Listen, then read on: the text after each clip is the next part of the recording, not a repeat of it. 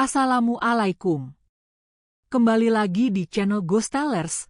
Semoga kamu sehat dan selalu dalam lindungan Tuhan ya. Sebelum kita lanjut ke ceritanya, tekan dulu tombol like video ini. Jangan lupa juga klik tombol subscribe channel ini dan nyalakan juga notifikasinya agar tidak ketinggalan cerita menarik lainnya. Langsung saja, seperti apa kisah kali ini, kita masuk ke ceritanya. Tahun-tahun awal milenium baru, sekitar tahun 2000-an, di sebuah sudut terpencil di Provinsi Jawa Tengah, terletaklah Desa Cendana, sebuah desa yang masih memegang erat tradisi dan jauh dari hingar-bingar modernisasi, di mana listrik masih menjadi kemewahan dan hiburan utama datang dari acara-acara musiman. Desa Cendana adalah tempat yang teduh, dikelilingi oleh sawah yang membentang luas dan kebun-kebun pisang yang rimbun, menciptakan suasana tenang yang hanya sesekali diganggu oleh deru motor butut dan teriakan anak-anak yang bermain di sore hari. Dalam kedamaian Desa Cendana inilah hidup dua orang sahabat karib, Rian dan Dava, yang sudah saling mengenal sejak mereka masih kecil, berbagi bangku sekolah dasar hingga kini sama-sama menapaki usia remaja yang penuh rasa ingin tahu dan keberanian yang sembrono. Rian, dengan sifatnya yang cenderung lebih berani, adalah inisiator utama dalam setiap petualangan yang mereka rencanakan. Ia selalu yang pertama mengayuh sepeda lebih kencang, ia selalu yang pertama berteriak dalam kegembiraan, dan ia selalu yang pertama meremehkan cerita-cerita seram yang beredar di kalangan tetua desa. Sementara itu, Dava memiliki karakter yang lebih berhati-hati, seorang pemuda yang selalu berpikir dua kali sebelum melangkah, pendiam, dan lebih peka terhadap perubahan suasana di sekelilingnya, sebuah kepekaan yang seringkali ia sembunyikan di balik tawanya yang renyah. Ikatan persahabatan mereka begitu kuat, mereka berbagi hampir semua hal, mulai dari sepiring nasi pecel yang dibeli di warung Embok Sum, hingga rahasia-rahasia remaja yang hanya mereka berdua yang tahu. Sore itu, udara di Desa Cendana terasa lebih meriah dari biasanya, bukan karena ada acara desa, melainkan karena desas-desus yang telah menyebar bagai api di musim kemarau. Pasar malam di Desa Sukamulya, desa tetangga yang berjarak sekitar 7 km, sedang dibuka. Pasar malam tersebut adalah acara tahunan yang selalu dinanti, sebuah perwujudan singkat dari kemeriahan kota yang dibawa ke tengah-tengah kesunyian pedesaan, sebuah daya tarik yang sulit ditolak oleh dua remaja yang haus akan hiburan dan pengalaman baru. Rian, dengan mata berbinar-binar, segera berlari ke rumah Dava. Tangannya memegang erat uang saku yang sudah ia kumpulkan selama seminggu dari hasil membantu orang tuanya di sawah.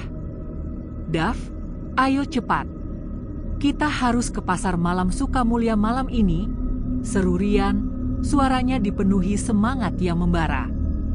Dava, yang saat itu sedang memperbaiki rantai sepedanya yang agak kendor, hanya tersenyum tipis.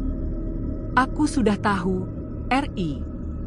Tapi, kita harus janji, jangan pulang terlalu malam, ya? Besok pagi Bapak menyuruhku membantu di kebun," jawab Dava, nadanya mengandung nada peringatan yang samar. Rian hanya tertawa, meremehkan. Baginya, pulang malam adalah bagian dari petualangan itu sendiri, sebuah bukti keberanian yang bisa ia banggakan kepada teman-temannya di Langgar esok hari.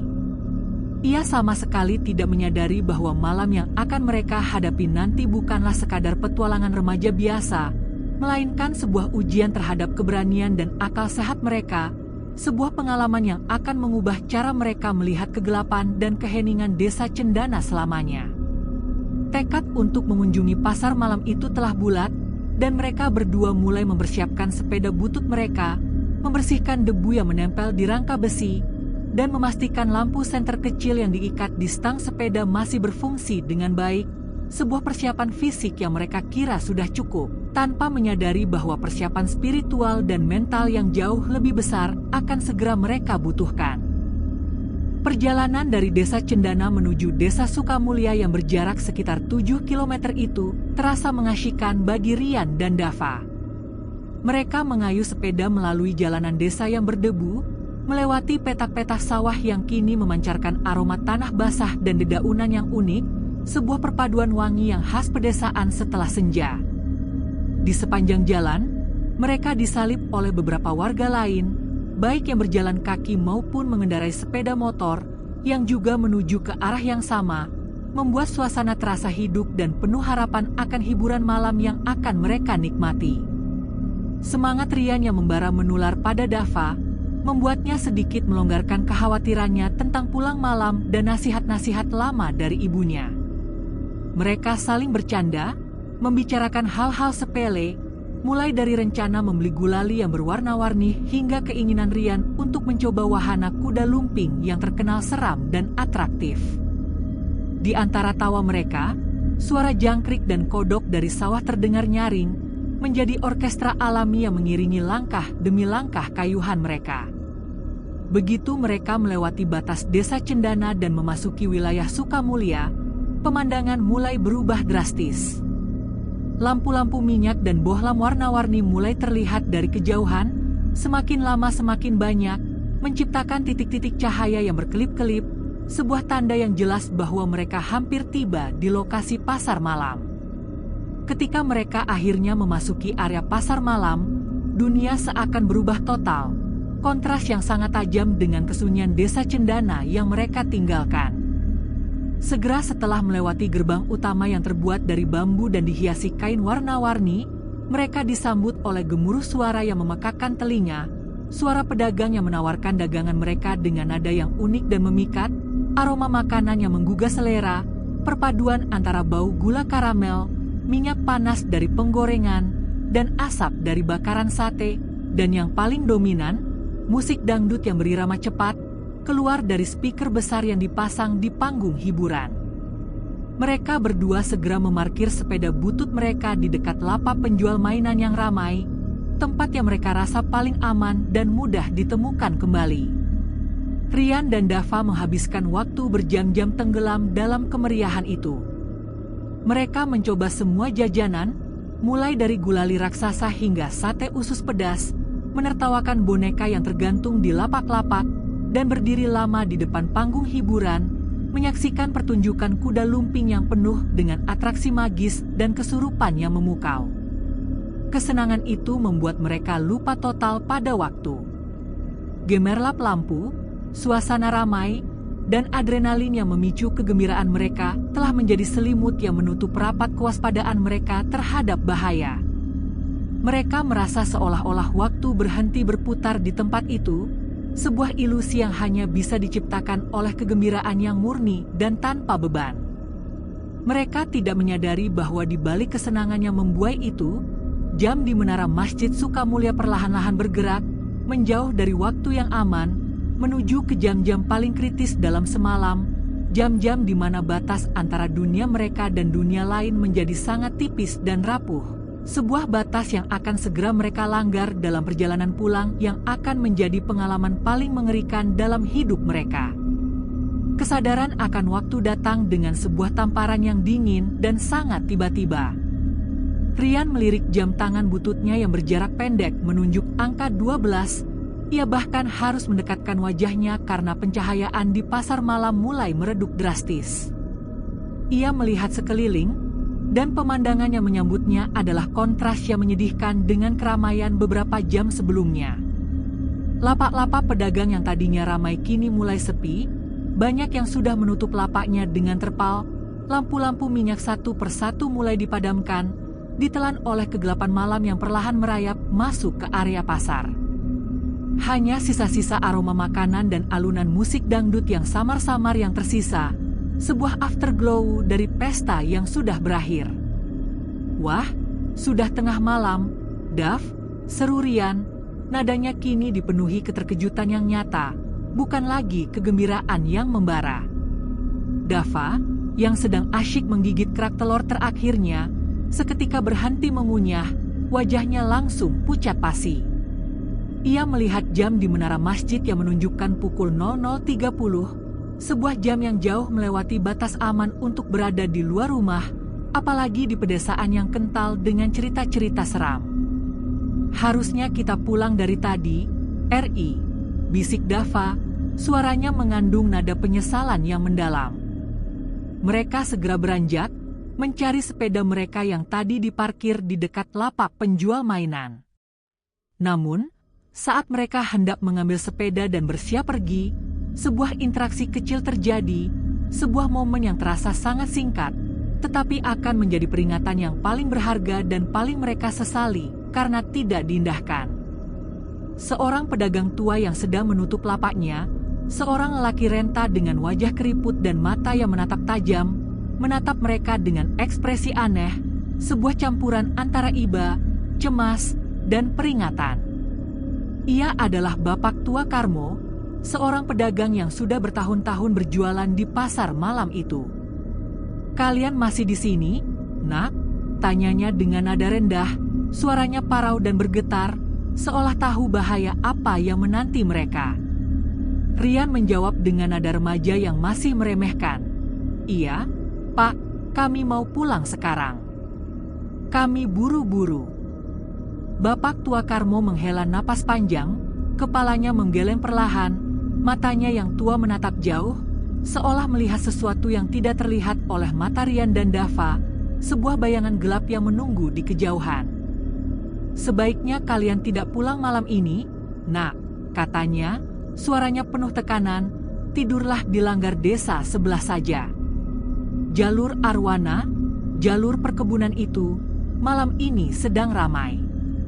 Jangan sekali-kali kalian melewati jalur itu setelah jam 1 malam." Peringatan itu terasa dingin dan menusuk, menciptakan rasa tidak nyaman yang mendadak dalam diri Rian dan Dava. Rian yang awalnya ingin bertanya lebih jauh, seketika menelan ludahnya yang terasa pahit, ia merasakan firasat buruk mulai merayap. Dava, yang lebih peka, langsung menangkap keseriusan dalam nada bicara pedagang itu. "Iya, Pak, terima kasih sudah mengingatkan," jawab Dava sopan, mencoba menarik Rian agar segera pergi. Bapak Tua Karmo hanya bisa mengangguk pelan, "Hati-hati, Nak. Jangan menoleh jika kalian mendengar sesuatu," bisiknya sebagai kalimat penutup yang penuh misteri dan ketakutan. Dengan sedikit perasaan tidak tenang yang kini menyelimuti kegembiraan mereka, Rian dan Dava menaiki sepeda mereka dan mulai mengayuh perlahan, meninggalkan pasar malam desa Sukamulya yang kini telah menjadi sepi dan asing. Mereka tahu, mereka harus menghadapi konsekuensi dari kelalaian mereka, dan jalur yang harus mereka lalui adalah jalur arwana, sebuah nama yang kini terasa seperti mantra yang memanggil bahaya, sebuah tempat di mana cerita-cerita seram tidak lagi hanya sekadar dongeng belaka. Meninggalkan keramaian yang memudar dari pasar malam desa Sukamulya, Rian dan Dava mulai mengayuh sepeda mereka dengan kecepatan yang lebih tinggi, didorong oleh perasaan mendesak yang aneh. Suasana di sekitar mereka berubah drastis dari meriah menjadi sunyi yang mencekam. Jalan desa yang tadinya cukup terang oleh lampu-lampu warung kini berubah menjadi lorong gelap yang hanya ditemani oleh cahaya bulan yang pucat di langit malam. Gesekan rantai sepeda dan derit roda yang melintasi jalan berbatu menjadi satu-satunya suara mekanis yang menemani mereka, berpadu dengan suara jangkrik yang terdengar semakin nyaring dari sawah di kejauhan, sebuah simfoni alam yang terasa seperti melodi terakhir sebelum keheningan total. Di tengah perjalanan, ketika mereka sudah jauh meninggalkan batas-batas desa Sukamulya, Dava, yang berada sedikit di belakang, memecah keheningan yang mulai terasa berat. "Ri, yakin kita lewat perkebunan?" tanyanya dengan suara pelan dan hati-hati. "Kita bisa saja memutar lewat jalan raya, meskipun lebih jauh, tapi setidaknya lebih ramai." Rian menghela napas panjang, mencoba memantapkan hati dan mengusir keraguan yang mulai merayap di benaknya. Ia berpikir sejenak, menimbang-nimbang antara jarak dan keamanan. Jalan raya memang lebih aman, tetapi akan memakan waktu 2 kali lipat, dan mereka sudah sangat kemalaman. Jalur arwana, jalur perkebunan yang terkenal angker, memang jauh lebih dekat, memangkas waktu perjalanan hingga setengahnya. Rian yang keras kepala dan masih dipengaruhi oleh sifat sembrono remajanya, memilih jalan pintas. "Sudahlah, Dav, kita cepat saja. Kita ayuh secepat mungkin." Lagi pula, kita berdua, kan? Tidak mungkin ada apa-apa, jawab Rian, berusaha terdengar meyakinkan, padahal ia juga merasakan dinginnya udara malam yang kini terasa lebih menusuk dari biasanya, sebuah hawa dingin yang bukan berasal dari suhu, melainkan dari firasat yang buruk. Meskipun Rian berusaha untuk tenang dan bersikap rasional, ia tidak bisa mengabaikan perasaan aneh yang mulai menyelimuti mereka. Sejak mereka berbelok dan mengambil jalan pintas menuju jalur arwana, sebuah aroma aneh mulai tercium di udara, aroma yang tidak wajar di tengah kebun pisang. Bau wangi melati yang sangat kuat dan sangat menyengat, sebuah aroma yang terasa manis namun mematikan. Itu adalah aroma yang selalu dikaitkan oleh para tetua desa dengan kehadiran makhluk halus. Dava, yang berada di belakang, juga mencium aroma itu, dan tangannya seketika menggenggam setang sepeda lebih erat. Bulu kuduk mereka berdua mulai berdiri, sebuah reaksi fisik yang tidak bisa mereka kontrol, sebuah sinyal dari tubuh mereka bahwa mereka sedang memasuki wilayah yang berbahaya. Ketika mereka akhirnya tiba di mulut jalur arwana, sebuah jalan setapak berbatu yang membelah perkebunan pisang dan tebu yang rimbun, suasana menjadi jauh lebih gelap dari yang mereka bayangkan. Cahaya bulan tertutup rapat oleh rimbunnya dedaunan, menciptakan kegelapan yang pekat, dan angin yang berhembus pelan membuat daun-daun pisang bergoyang-goyang, menciptakan bayangan-bayangan yang menyerupai sosok-sosok mengintai di setiap sudut. Keheningan di jalur ini terasa sangat berbeda dari kesunyian desa Cendana. Ini adalah keheningan yang penuh dengan ancaman, seolah-olah seluruh alam sedang menahan napas, menanti kedatangan mereka, menanti saat untuk melepaskan teror. Di saat inilah, Rian dan Dava akhirnya menyadari bahwa petualangan remaja mereka telah berakhir, dan sebuah pertarungan nyata melawan ketakutan yang paling dalam akan segera dimulai, sebuah pertarungan yang mungkin tidak akan mereka menangkan dengan mudah. Rian dan Dava memasuki jalur arwana dengan hati-hati, kayuhan sepeda mereka melambat secara signifikan, kini dipenuhi oleh kehati-hatian yang berlebihan, menggantikan kecepatan dan semangat remaja yang mereka miliki sebelumnya. Jalan setapak berbatu di depan mereka tampak seperti lorong gelap tanpa ujung, hanya diterangi oleh cahaya senter kecil yang diikat di stang sepeda Rian, yang sinarnya terasa sangat redup dan tidak mampu menembus pekatnya kegelapan di kanan dan kiri jalan. Pohon-pohon pisang berjejer rapat, daun-daunnya yang besar dan lebar bergoyang pelan ditiup angin malam yang dingin.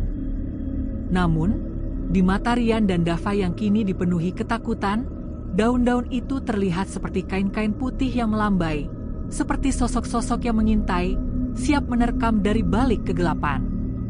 Atmosfer di jalur arwana terasa sangat berat dan mencekik, sebuah tekanan tak terlihat yang membuat napas mereka tercekat dan detak jantung mereka berpacu tidak karuan. Rian mencoba menenangkan dirinya sendiri, merapalkan doa-doa pendek yang ia ingat dari pelajaran agama, tetapi suaranya tercekat di tenggorokan, dan mantra-mantra itu terasa hambar, tidak mampu memberikan perlindungan spiritual yang ia butuhkan.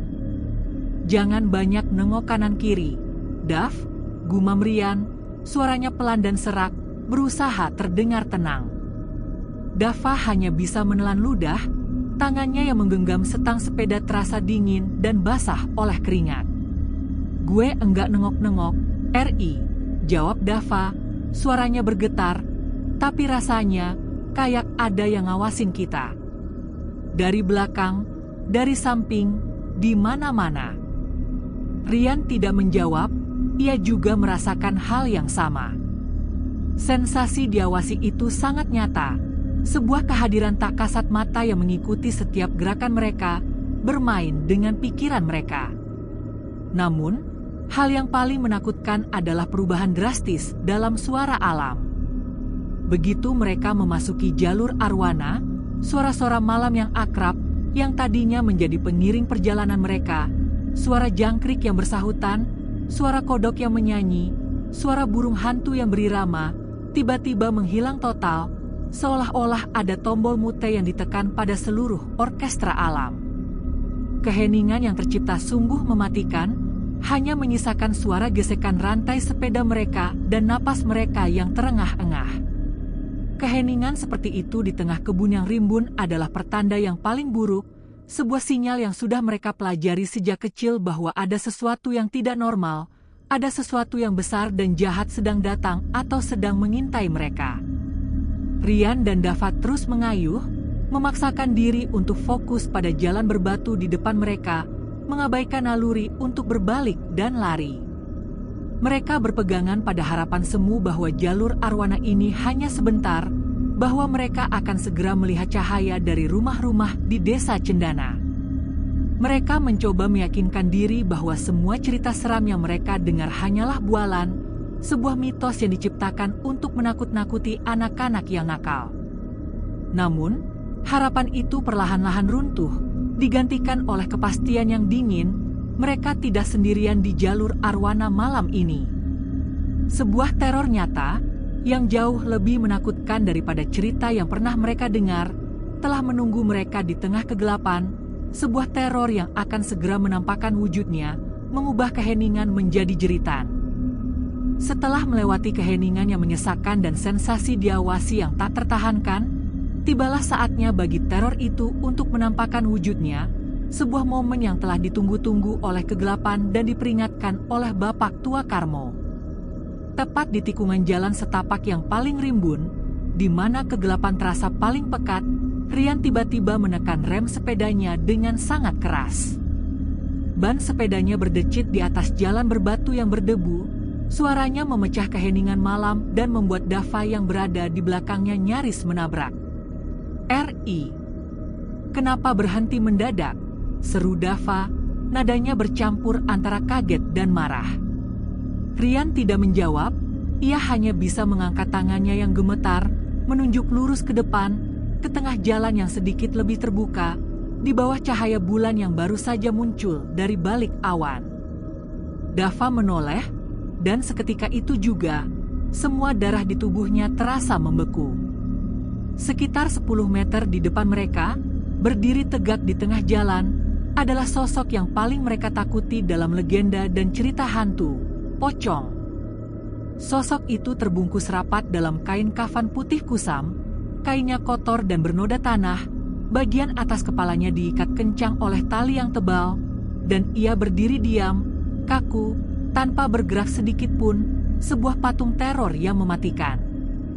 Udara malam di sekitar mereka menjadi semakin dingin, hawa dingin yang menusuk kulit dan menembus tulang, bukan dingin alami, tetapi dingin yang membawa serta aura kematian dan kebusukan. Rian dan Dava membeku di tempat, tubuh mereka terasa seperti membatu, tidak mampu bergerak, tidak mampu berteriak, bahkan tidak mampu bernapas dengan normal. Keringat dingin mulai mengalir deras di pelipis mereka, dan jantung mereka berdetak begitu kencang hingga hampir terasa menyakitkan di dada. Mereka ingin berbalik, mengayuh sepeda secepat mungkin, meninggalkan tempat terkutuk ini, tetapi rasa takut yang teramat sangat telah melumpuhkan tubuh mereka, mengikat mereka di tengah jalanan yang gelap dan sunyi. Sosok pocong itu tidak mengeluarkan suara, tidak melompat seperti yang sering diceritakan dalam dongeng-dongeng, tetapi ia hanya diam, seperti sedang mengawasi mereka, mengamati reaksi ketakutan mereka. Keheningan itu jauh lebih menakutkan daripada suara apapun. Setelah beberapa detik yang terasa seperti keabadian, pocong itu mulai bergerak. Perlahan-lahan, sangat perlahan, ia melayang ke arah mereka. Gerakannya mulus, tanpa gesekan, tanpa getaran, seolah-olah ia tidak memiliki berat sama sekali. Rian bisa melihat dengan jelas bagaimana kain kafannya yang kotor sedikit berkibar ditiup oleh angin malam yang aneh, bagaimana serpihan tanah yang menempel di tubuhnya jatuh perlahan ke jalan berbatu, dan bagaimana sosok itu semakin dekat, mengurangi jarak antara teror dan korban-korbannya. Jarak yang awalnya 10 meter kini berkurang menjadi 5, lalu 3, dan kemudian 2 meter. Ketika pocong itu berhenti tepat di hadapan mereka, begitu dekat hingga mereka bisa mencium bau tanah basah, kain kotor, dan aroma anyir yang samar-samar, Rian dan Dava hanya bisa menutup mata rapat-rapat, berharap semua ini hanyalah mimpi buruk yang akan segera berakhir. Namun, realitas jauh lebih kejam daripada mimpi. Saat pocong itu berhenti melayang, jaraknya kini hanya kurang dari 2 meter dari Rian dan Dava, menciptakan sebuah benturan aura yang dingin dan mematikan.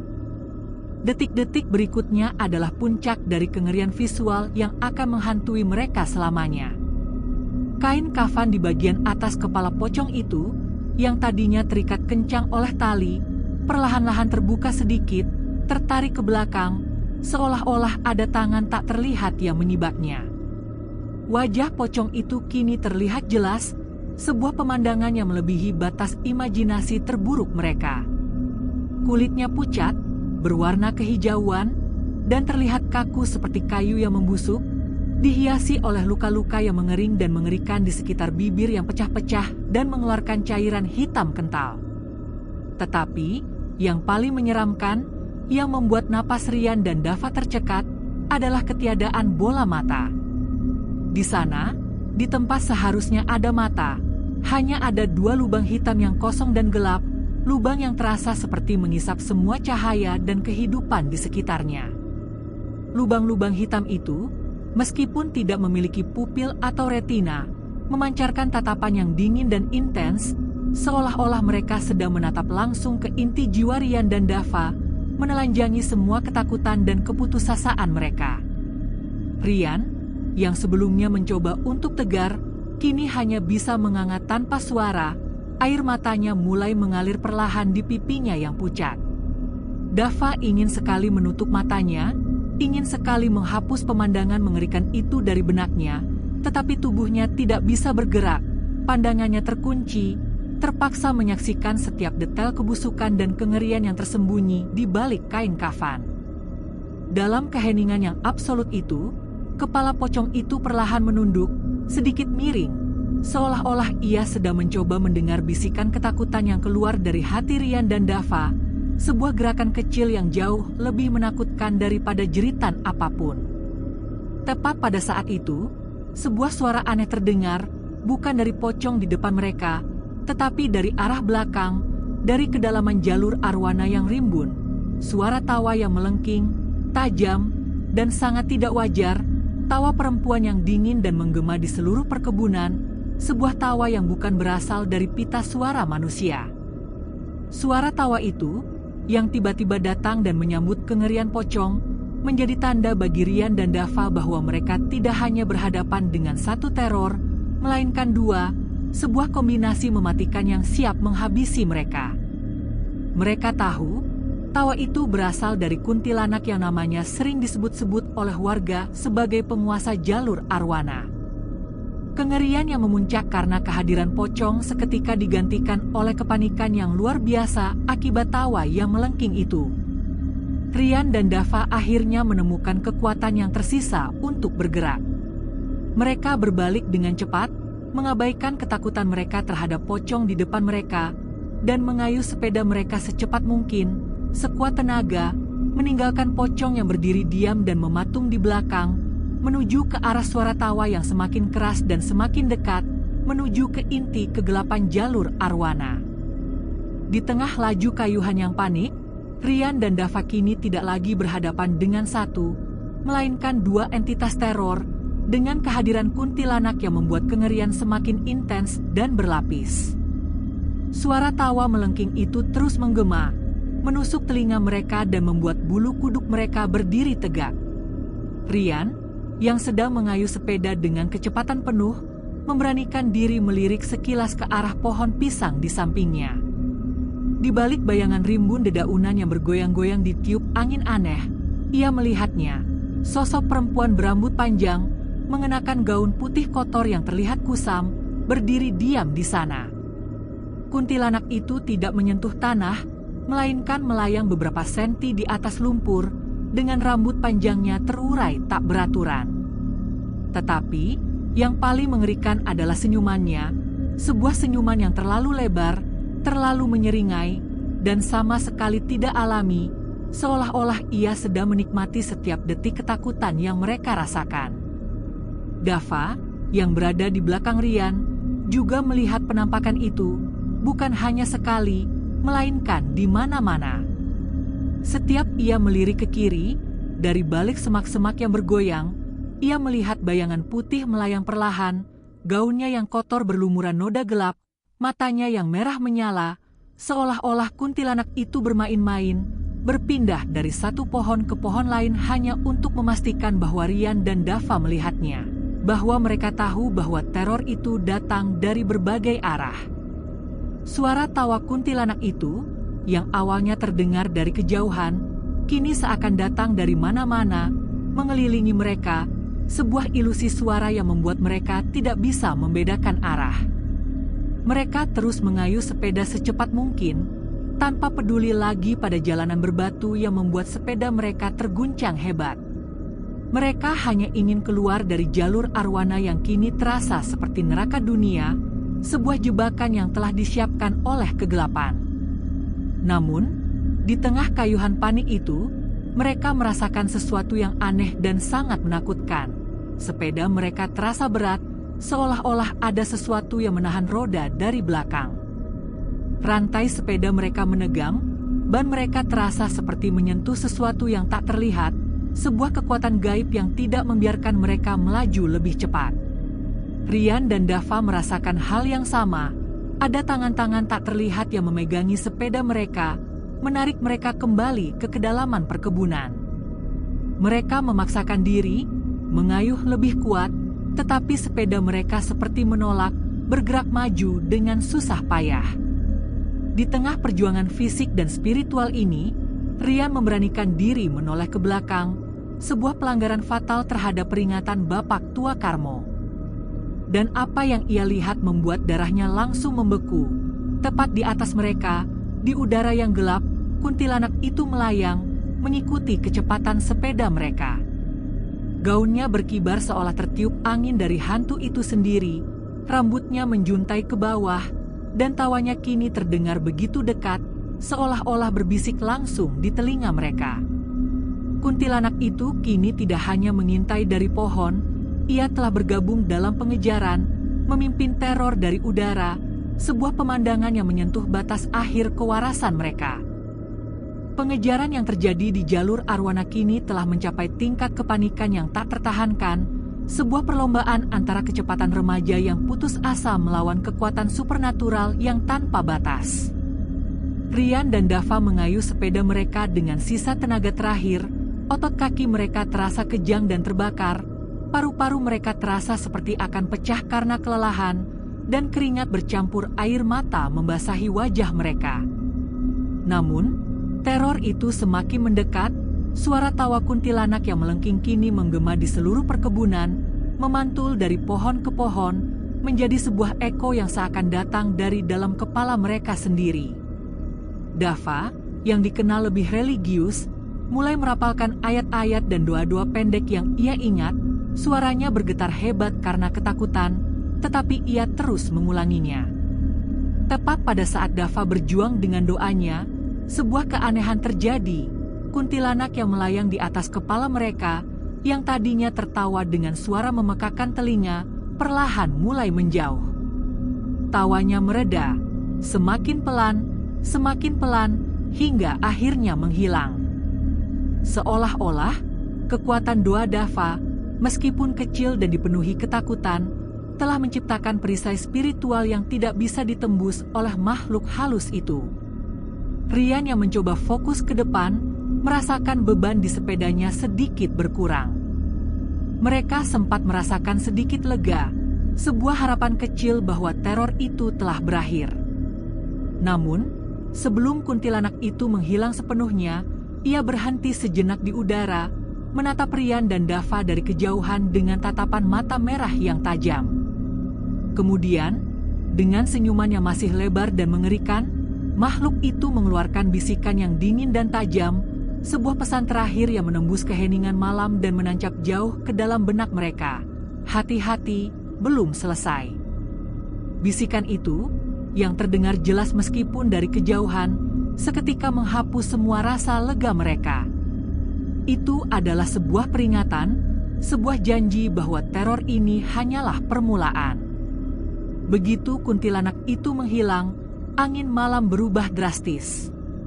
Udara menjadi lebih dingin, lebih berat, dan lebih menusuk, seolah-olah ada sesuatu yang besar dan jahat sedang menunggu mereka di depan. Dan tak lama kemudian, tragedi fisik terjadi. Tepat ketika mereka mengayuh melewati jalan berbatu yang paling kasar, rantai sepeda Rian putus dengan bunyi krak yang keras, terlempar dari gir dan terseret di atas tanah. Sepeda Rian seketika berhenti mendadak. Dava yang berada di belakang, yang sedang mengayuh dengan panik, tidak sempat menghindar. Ia menabrak sepeda Rian, dan mereka berdua terpental, jatuh terjerembab ke jalanan berbatu yang keras. Dava merintih kesakitan, kakinya terasa terkilir hebat, sebuah rasa sakit fisik yang bercampur dengan rasa takut yang tak tertahankan. Rian segera bangkit, menarik tangan Dava untuk membantunya berdiri. Ia tahu, sepeda mereka kini tidak berguna lagi. Tidak ada pilihan lain, mereka harus berlari. Di belakang mereka, dari arah yang mereka tinggalkan, terdengar suara aneh dan menyeramkan, suara sesuatu yang terseret di atas tanah, suara yang perlahan-lahan semakin dekat, sebuah suara yang mereka kenali sebagai pocong yang kini telah bergabung dalam pengejaran. Dengan sekuat tenaga yang tersisa, Rian menarik Dava yang pincang karena kakinya terkilir, meninggalkan sepeda butut mereka yang tergeletak mengenaskan di tengah jalan berbatu jalur arwana. Mereka mulai berlari, napas mereka terengah-engah, setiap langkah terasa menyakitkan, dan rasa putus asa mulai mengambil alih akal sehat mereka. Mereka tidak peduli lagi kemana mereka berlari, mereka hanya ingin keluar dari kegelapan yang mengepung ini, mereka hanya ingin selamat. Jalanan tanah berbatu di perkebunan membuat lari mereka semakin sulit. Setiap injakan terasa tidak seimbang, dan rasa sakit di kaki Dava membuatnya hampir menyerah. Rian terus menyemangati Dava, menarik lengan sahabatnya dengan keras, memaksanya untuk terus bergerak maju. Di sekitar mereka, angin berhembus semakin dingin, membawa serta hawa malam yang terasa berat dan mencekik, seolah-olah jalanan di depan mereka tidak memiliki ujung, membentang tanpa batas, sebuah ilusi yang diciptakan oleh teror. Sementara mereka berlari, suara seretan di atas tanah dari belakang mereka terdengar semakin jelas dan semakin dekat, sebuah melodi kematian yang membuat bulu kuduk mereka meremang. Dava ingin menoleh ke belakang, nalurinya mendorongnya untuk melihat seberapa jauh ancaman itu, tetapi ia teringat betul peringatan Bapak Tua Karmo di pasar malam, jangan menoleh kalau melihat sesuatu di sana. Dava memaksakan diri untuk fokus ke depan, membiarkan Rian yang memimpin dan menariknya. Namun, Rian, yang kini berada di ambang batas ketakutan dan kelelahan, tidak bisa menahan diri. Ia melanggar peringatan itu. Rian menoleh ke belakang. Dan apa yang ia lihat membuatnya hampir kehilangan akal sehat. Di bawah cahaya bulan yang kini kembali sedikit terang, pocong itu kini tidak lagi melayang pelan atau diam kaku. Ia telah berubah menjadi mesin pengejar yang cepat dan mengerikan. Pocong itu melompat, bukan lompatan pelan dan terhuyung-huyung seperti yang sering digambarkan dalam film-film, tetapi lompatan yang sangat cepat, melompat satu kali, dan jarak antara mereka berkurang 10 meter. Ia melompat lagi, dan kini jaraknya hanya tinggal 5 meter di belakang mereka. Gerakannya sangat efisien, sangat mematikan, sebuah adaptasi teror yang jauh lebih mengerikan daripada legenda manapun. Dan yang lebih mengerikan lagi, tepat di belakang pocong itu, kuntilanak masih melayang di udara, tawanya kembali terdengar, tetapi kini 100 kali lebih keras, lebih tajam, menusuk telinga mereka seperti suara yang datang langsung dari dalam kepala mereka sendiri. Tawanya seakan mengejek kepanikan mereka, merayakan kemenangan kegelapan. Pocong yang melompat cepat dan kuntilanak yang melayang di udara, keduanya menciptakan sebuah pemandangan horor yang simultan, mematikan semua harapan untuk lolos.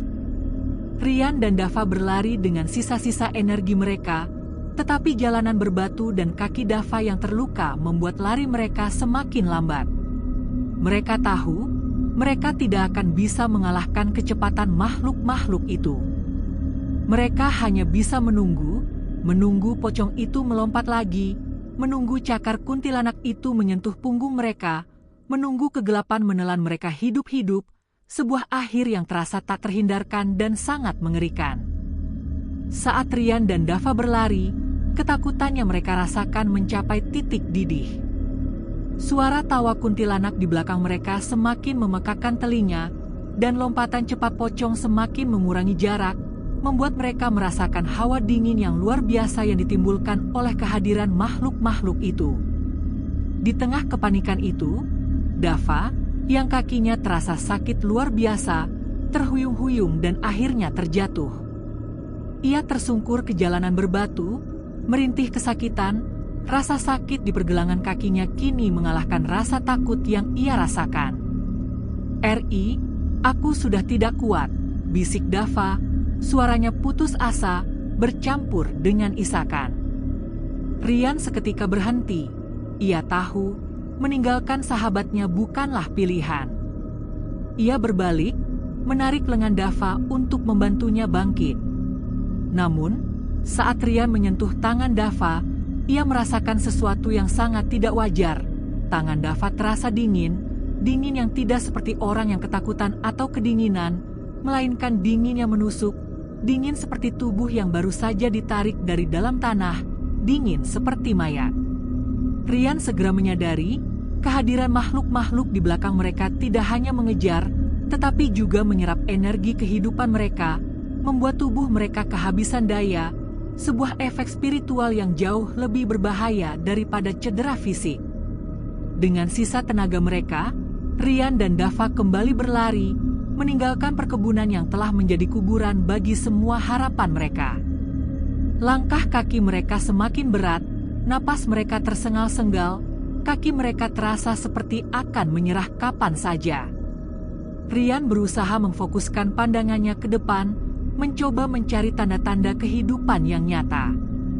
Di saat ia merasa semua sudah berakhir, di ujung jalan yang gelap itu, ia melihatnya. Sebuah cahaya kuning yang redup dari lampu minyak di kejauhan.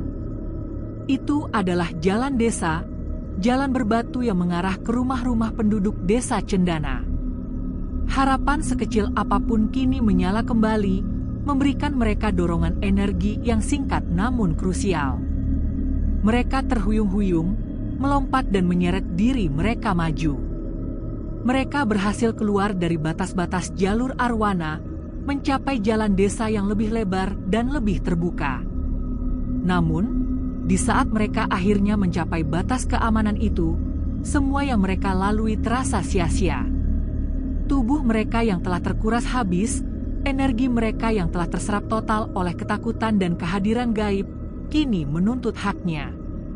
Mereka berdua tersungkur, lutut mereka terasa lemas, jantung mereka masih berdetak terlalu kencang, dan di kepala mereka, suara tawa kuntilanak itu masih terdengar samar-samar, sebuah eko yang tidak mau hilang.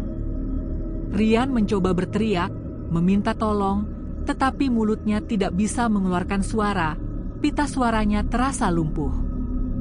Penglihatan Rian perlahan mulai mengabur, langit malam yang tadinya terlihat jelas berubah menjadi buram, matanya semakin berat, tubuhnya terasa seperti tanpa tenaga sama sekali.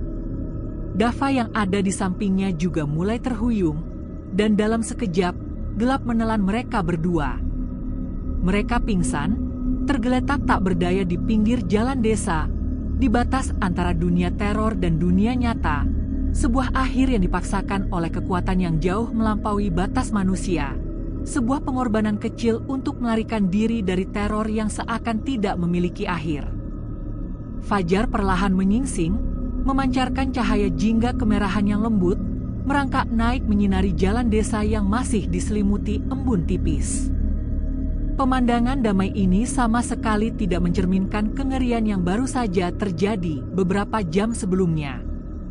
Di tengah ketenangan pagi, suasana di desa Cendana berubah ketika beberapa warga yang hendak pergi ke sawah atau ke pasar menemukan sesuatu yang mengejutkan di pinggir jalan desa. Dua orang remaja, Rian dan Dava, tergeletak di tanah, tubuh mereka pucat pasi, dingin, dan basah kuyup oleh keringat. Wajah mereka menyiratkan ketakutannya mendalam, seolah-olah mereka baru saja mengalami mimpi buruk terburuk dalam hidup mereka. Meskipun udara pagi sudah mulai menghangat, tubuh mereka terasa dingin, dingin yang tidak wajar, dingin yang menusuk hingga ke tulang, dingin yang terasa datang dari dalam, sebuah sisa dari energi gaib yang telah menyentuh mereka di jalur arwana. Beberapa ibu-ibu yang mengenal Rian dan Dava segera mendekat, berusaha membangunkan mereka, sambil mengucapkan kalimat-kalimat kaget dan kasihan. Ya ampun, Nak Rian, Nak Dava, kalian kenapa? Sudah pagi kok masih tidur di sini? Suara seorang ibu terdengar cemas. Tak lama kemudian, kerumunan warga mulai terbentuk, mengelilingi kedua remaja yang tak sadarkan diri itu. Semua orang bisa menebak apa yang telah terjadi, karena jalan desa itu terkenal, dan semua orang tahu bahwa melintasi jalur arwana setelah tengah malam adalah mencari masalah. Namun, tak seorang pun yang berani menyebutkan nama hantu yang menghantui perkebunan itu. Bapak tua Karmo, pedagang pasar malam yang sempat memperingatkan mereka, datang dengan tongkatnya. Ia hanya berdiri di belakang kerumunan, menatap Rian dan Dava dengan tatapan iba dan sedih. Ia tahu persis kengerian apa yang telah menyentuh mereka. Banyak yang melihat, tapi tak semua bisa kembali, bisik Bapak tua Karmo lirih, suaranya berat, untung mereka selamat. Dava adalah yang pertama sadar. Ia menggeliat pelan sebelum akhirnya membuka matanya yang sayu, menyiratkan rasa sakit dan kelelahan yang luar biasa. Ia melihat wajah ibunya, Ibu Wati, yang sedang menangis terseduh-seduh di sampingnya, memanggil namanya dengan penuh kasih sayang. Beberapa saat kemudian, Rian juga tersadar, matanya yang awalnya buram perlahan mulai jernih, dan ia merasakan kaku yang luar biasa di seluruh tubuhnya. Rian dan Dava hanya bisa diam, keheningan mereka adalah jawaban yang paling lantang. Mereka tidak menceritakan apapun tentang pocong yang melompat cepat atau kuntilanak yang tertawa melengking di atas kepala mereka. Apa yang mereka alami terlalu mengerikan untuk diceritakan, terlalu nyata untuk diulang. Mereka hanya tahu, mereka hidup, mereka kembali ke dunia nyata, tetapi entah kenapa, mereka merasa seperti ada sesuatu yang ikut bersama mereka dari perkebunan angker itu. Mereka merasa seperti membawa pulang sesuatu yang bukan milik mereka, sebuah bayangan, sebuah trauma, sebuah janji yang belum selesai, janji yang telah dibisikkan oleh suara dingin kuntilanak. Mereka tahu, meskipun mereka selamat, teror itu belum berakhir dan mungkin baru saja dimulai. Setelah insiden mengerikan di jalur arwana, kehidupan Rian dan Dava di desa Cendana tidak pernah kembali normal. Perubahan terbesar yang terjadi adalah trauma psikologis yang mendalam dan berkepanjangan yang menyelimuti keseharian mereka, sebuah ketakutan yang kini menjadi bagian tak terpisahkan dari diri mereka. Mereka tidak pernah lagi pulang terlalu malam. Mereka selalu memastikan untuk kembali ke rumah sebelum maghrib, bahkan jika itu berarti harus meninggalkan kesenangan, kegiatan bersama teman-teman, atau bahkan membantu orang tua mereka lebih awal. Prinsip baru mereka adalah, di dalam rumah sebelum kegelapan datang, sebuah aturan tak tertulis yang mereka patuhi dengan ketakutan yang luar biasa. Tidak ada lagi perjalanan malam, dan yang paling penting, mereka sama sekali tidak pernah lagi berani melewati jalan perkebunan arwana. Namun, bayang-bayang ketakutan itu tidak pernah benar-benar hilang. Setiap kali mereka melewati jalan perkebunan, bahkan saat siang hari, suasana di sana terasa berbeda. Terang oleh matahari, tetapi tetap membuat bulu kuduk mereka berdiri. Udara terasa hampa, hening, tetapi terasa seperti ada yang mengawasi, seolah-olah mata-mata gaib yang mereka rasakan di malam naas itu kini bersembunyi di balik dedaunan, menanti kesempatan. Rian dan Dava tidak pernah lagi berani melihat ke dalam kebun itu terlalu lama. Mereka memaksakan diri untuk fokus ke depan, mengabaikan naluri mereka. Tetapi, dari ekor mata mereka, bayangan samar selalu terlihat di antara pepohonan, terkadang seperti seseorang berdiri diam di sana, terkadang seperti ada sesuatu yang bergerak perlahan. Mereka tidak tahu apakah itu hanya paranoia yang tercipta dari trauma mereka, ataukah memang ada kuntilanak dan pocong yang masih menanti di sana, menepati janji bahwa teror itu belum selesai. Beberapa minggu berlalu, ketegangan itu perlahan mulai mereda, berubah menjadi rutinitas yang hati-hati. Dava, yang paling sensitif, mengalami yang terburuk. Ia tidak bisa tidur nyenyak, sering terbangun di tengah malam karena suara-suara aneh, suara-suara yang ia kenali dengan sangat baik, suara tawa yang melengking, suara seretan di atas tanah, sebuah eko yang terus diputar ulang di benaknya. Malam itu, Dava sedang mencoba menenangkan diri di kamarnya. Suasana terasa terlalu sunyi, keheningan yang seharusnya menenangkan kini terasa berbeda, dipenuhi oleh antisipasi. Tiba-tiba, terdengar suara cekikikan pelan dari luar. Suara yang begitu familiar, suara yang seharusnya tidak ada di lingkungan rumahnya yang ramai. Suara itu datang dari depan rumahnya, tepat di luar jendela. Jantung Dava berdetak semakin cepat, ia membeku di tempat, keringat dingin mulai mengalir di pelipisnya. Perlahan, dengan tangan gemetar, ia mengintip dari balik tirai jendela kamarnya. Jalanan sepi, tidak ada siapa-siapa.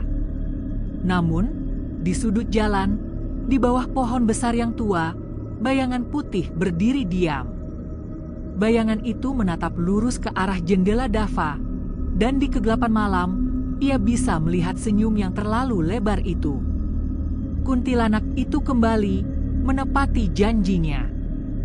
Dava tidak bisa lagi berteriak, seluruh tubuhnya lumpuh, hanya bisa menyaksikan bayangan itu yang perlahan menjauh, membawa serta kegelapan dan janji bahwa mereka tidak akan pernah benar-benar bebas dari teror jalur arwana. Pagi hari di Desa Cendana terasa seperti panggung teater yang sunyi setelah pertunjukan horor yang panjang. Cahaya matahari datang, tetapi tidak mampu menghapus sepenuhnya ketakutan yang masih tersisa, terutama di rumah Rian dan Dava. Insiden di jalur arwana dan trauma psikologis yang menyertainya telah menjadi titik balik yang dingin dalam kehidupan mereka, sebuah antiklimaks yang tidak melibatkan kematian, tetapi melibatkan hilangnya bagian dari jiwa mereka. Rian, yang dulunya adalah remaja paling berani dan sembrono, kini menjadi sangat pendiam. Ia berhenti bergaul di luar rumah setelah maghrib, menolak semua ajakan teman-temannya, dan fokusnya terhadap hal-hal menyenangkan telah digantikan oleh obsesi aneh terhadap keamanan. Ia menghabiskan sebagian besar waktunya di rumah, di dalam kamarnya, membersihkan, memeriksa kunci, dan selalu tidur dengan lampu menyala, sebuah kebiasaan yang sangat kontras dengan dirinya yang dulu suka tidur dalam gelap total. Ketenangan yang ia cari tidak pernah ia temukan. Setiap kali ia menutup mata, ia masih bisa melihat dengan jelas wajah rusa pocong tanpa bola mata yang menunduk di hadapannya. Ia masih bisa merasakan rasa dingin yang menusuk di tangannya saat ia menyentuh Dava. Tubuhnya selamat, tetapi pikirannya telah menjadi arena bermain bagi hantu-hantu yang mengejarnya. Sementara itu, Dava, yang sebelumnya lebih berhati-hati, kini menjadi jauh lebih parah.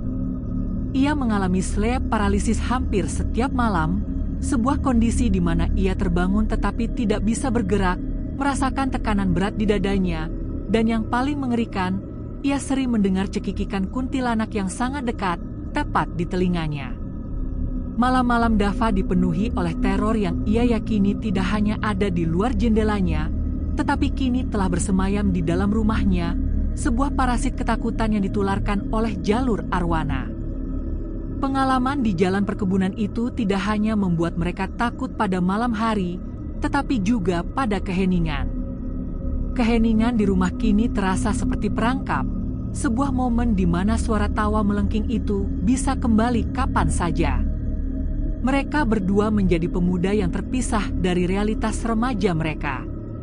Mereka tidak lagi bisa berbagi cerita lucu atau rencana masa depan, yang mereka bagi sekarang hanyalah trauma yang sama, sebuah kode bisu yang hanya dimengerti oleh mereka berdua.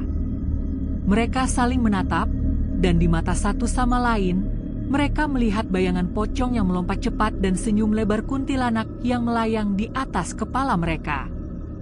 Mereka tahu, bisikan kuntilanak bahwa belum selesai adalah kebenaran yang kejam. Teror itu tidak berakhir di pinggir jalan desa. Teror itu kini telah menjadi teman tidur mereka, sebuah kutukan yang harus mereka tanggung seumur hidup. Keadaan Rian dan Dava yang berubah drastis menjadi perhatian serius bagi keluarga dan warga desa Cendana. Orang tua mereka mencoba membawa mereka berobat ke orang pintar, mencoba menghilangkan sial atau sawan yang menempel pada mereka setelah insiden di jalur arwana. Mereka diberi air doa, jimat kecil yang dibungkus kain putih, dan dipaksa menjalani ritual-ritual sederhana. Namun, semua usaha itu sia-sia. Masalah mereka bukanlah sihir sederhana yang bisa dihilangkan dengan air doa.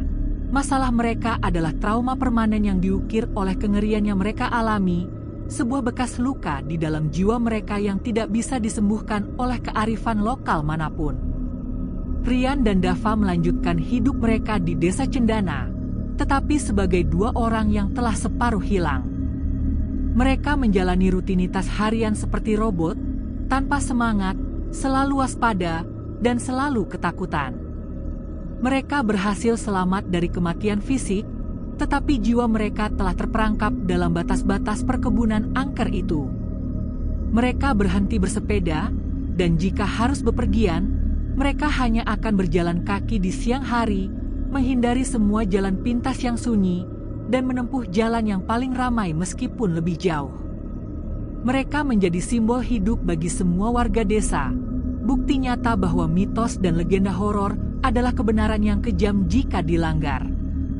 Setiap kali ada remaja lain yang membicarakan keberanian untuk melewati jalur arwana pada malam hari, Rian dan Dava hanya akan menatap mereka dengan tatapan kosong, sebuah tatapan yang penuh peringatan, sebuah tatapan yang seolah berkata, "Jangan lakukan itu. Kami sudah melakukannya, dan kami tidak pernah kembali utuh."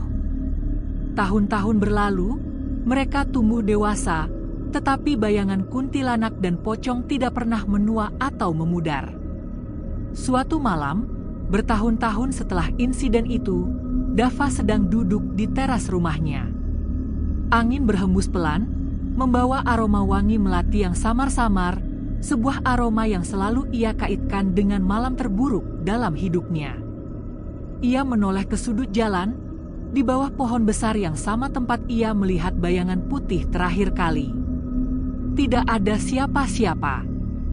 Namun, ia bisa merasakan kehadirannya, sebuah aura yang dingin dan menekan. Dava menunduk, menerima kenyataan. Ia tahu, kuntilanak itu kini tidak perlu lagi mengejar atau menampakkan diri. Makhluk itu hanya perlu mengingatkan, dari waktu ke waktu, bahwa ia ada, bahwa ia masih menunggu. Teror itu tidak akan pernah selesai selama Rian dan Dava masih menyimpan memori tentang malam itu. Mereka telah memenangkan pertarungan fisik dan lolos dari cengkeraman kematian, tetapi mereka telah kalah dalam pertarungan kebebasan.